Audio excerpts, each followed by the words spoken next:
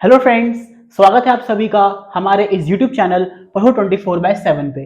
तो आज हमारी इस इजी इकोनॉमिक सीरीज का लेक्चर नंबर 28 है, जहां पर हम नेशनल इनकम का पार्ट 2 करने जा रहे हैं। पार्ट 1 में हमने कुछ अभी टर्म्स को डिस्कस किया था, तो प्लीज आप पार्ट 1 को जरूर देखिए, तब आप पार्ट 2 पर आइए। पार्ट 2 में हम कुछ टर्म्स को डिस्कस करेंगे और पार्ट 3 में हम इसके आगे वाले फर्दर चैप्टर को प्रोसीड करेंगे। तो आज में भी हम कुछ बहुत इंटरेस्टिंग टर्म्स पढ़ने जा रहे हैं, जो कि बहुत ज्यादा इंपॉर्टेंट है आपके एग्जाम के लिए। तो चलिए शुरू करते हैं विदाउट वेस्टिंग एनी टाइम। तो first concept we have depreciation. Depreciation का बेसिक मतलब होता है, आप लोगों ने अकाउंटेंसी में डेप्रिसिएशन का मतलब पढ़ा है कि किसी भी एसेट की वैल्यू में फॉल कर जाना। तो वही चीज यहां पर भी है कि बच्चों, अगर कोई भी फोन, हम कोई भी चीज अगर हम कोई एसेट परचेज करते हैं, फॉर एग्जांपल हमने एक फोन परचेज करा, हमने फोन लिया 15,000 का, डन। अब एक साल बाद उसकी वैल्यू हो गई 8,000 रुपए। जब किसी को बेचोगे तो 8,000 रुपए की बिकेगा, सपोज। तो ये 7,000 रुपए कहां चले गए? ये 7,000 रुपए जो आपने एक साल में उसको यूज करा है ना, गिरा भी होगा, वेयर एंड टियर थोड़ा तोड़फोड़ भी हुई होगी, उसमें कहीं स्क्रैचेस आए होंगे, कहीं कुछ आया होगा, तो वो 8,000 रुपए उसी में उसका डिडक्ट हो चुका है। उसी प्राइस को हम लोग क्या बोलते हैं? डेप्रिसिएशन कहते हैं। कि जिस वजह से आपकी एसेट की वैल्यू में फॉल करते हैं, जिस normal tear wear and tear की वजह से, उसी को क्या बोलते हैं हम लोग? डेप्रिसिएशन कहते हैं। देखिए यहां पर, fall in value of fixed assets due to normal wear and tear and expected obsolescence.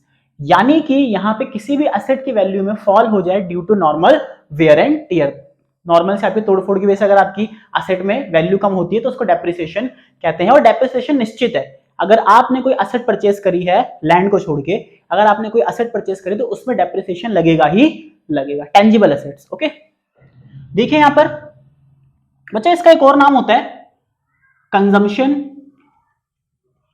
Of fix capital. ठीक है, कंजम्पशन ऑफ फिक्स कैपिटल ये होती है आपकी डेप्रिसिएशन का दूसरा नाम है। एक और नाम भी है इसका, replacement of fix capital. Replacement of fix capital और कंजम्पशन ऑफ फिक्स कैपिटल, ये दोनों नाम भी आपके डेप्रिसिएशन के हैं। और सबसे ज्यादा कंजम्पशन ऑफ फिक्स कैपिटल आपका नेशनल इनकम में यूज होता है। तो आपको पता होना चाहिए कि इसके कौन कौन से नाम है। कई बार एग्जाम में ये ना देके आपसे कंजम्पशन ऑफ फिक्स कैपिटल दे देता है, तो बच्चे अक्सर कंफ्यूज होते हैं कि ये नाम तो हमने कभी पढ़ा ही नहीं है। तो इसलिए डेप्रिसिएशन का दूसरा नाम भी आपको पता होना चाहिए। Next, capital loss. अब बात करते हैं कैपिटल लॉस की। ये क्या होता है बच्चा? इसमें वैल्यू में फॉल होता है, बट ये होता है due to natural calamity. For example, आप एक गाड़ी लेकर आए, आपकी गाड़ी चोरी हो गई अगले दिन ही, पता तो नहीं था आपको कि आपकी गाड़ी चोरी हो जाएगी। इसी को बोलते हैं कैपिटल लॉस होना। ठीक है, फॉर एग्जांपल आपकी फैक्ट्री में सामान पड़ा हुआ है 1000 बॉक्सेस का, अब फैक्ट्री में आग लग गई जिसमें से 500 बॉक्सेस जल गए, तो पता तो था नहीं आपको कि 500 बॉक्स का आपको लॉस हो जाएगा। तो ये due to some natural calamity. तो नेचुरल कैलामिटी की वजह से जो भी चीजें होती हैं वो आपकी क्या कहलाती हैं? कैपिटल लॉस कहलाती है। देखिए यहां पर क्या लिखा हुआ है, fall in value of fixed capital due to natural calamity and unexpected factor like war, theft etc. यानी कि अनएक्सपेक्टेड फैक्टर से मान लो वॉर वगैरह हो गई, जिसकी वजह से वैल्यू फॉल कर गई, ठीक है, चीजें आपकी डिवास्ट हो गई, या फिर नेचुरल कैलामिटी की वजह से आपकी वैल्यू क्या हो गई? कम हो गई, तो उसी को बोला जाता है यहां पर capital loss. Okay, next, capital formation. इस कैपिटल फॉर्मेशन को हम इन्वेस्टमेंट भी कहते हैं। क्या कहते हैं? इन्वेस्टमेंट भी कहते हैं। ये होता है क्या है? Net addition to capital stock of an economy. आपके पास जो भी कैपिटल स्टॉक है उसमें नेट एडिशन जो भी आपका होता है उसी को कैपिटल फॉर्मेशन कहते हैं। जैसे साल के स्टार्टिंग में आपके पास 4 मशीनरी थी, ठीक है, साल के स्टार्टिंग में आपके पास 4 मशीनरी थी और साल के एंड में आते आते आपके पास 10 मशीनरी हो गई, तो एक्स्ट्रा कितना लिया? 6 मशीनरी आपने एक्स्ट्रा ली। वही 6 मशीनरी क्या कहलाती है बेटा? आपकी क्या कहलाती है?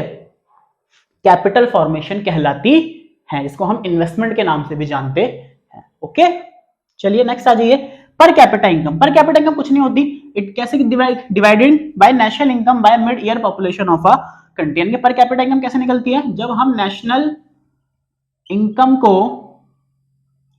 डिवाइड कर देते हैं मिड ईयर पॉपुलेशन से। जब हम नेशनल इनकम को डिवाइड कर देते हैं मिड ईयर पॉपुलेशन से, तो उसी को क्या बोलते हैं? पर कैपिटा इनकम कहते हैं। समझ गए? वही इसको हम एवरेज इनकम के नाम से भी जानते हैं। नेक्स्ट आइए, स्टॉक।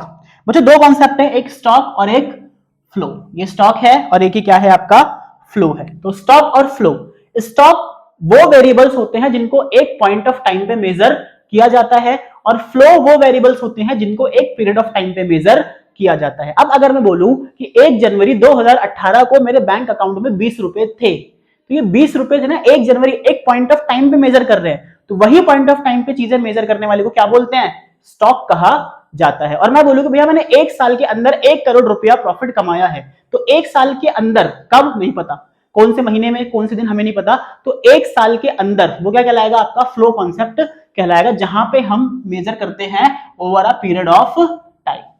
एक टाइम पीरियड के अकॉर्डिंग जहां पे चीजें मेजर करते हैं उसको हम लोग फ्लो बोलते हैं, और एक पॉइंट ऑफ टाइम पे जहां चीजें मेजर करते हैं उसको हम लोग स्टॉक कहते हैं। कोई दिक्कत नहीं। चलिए next concept we have inventory.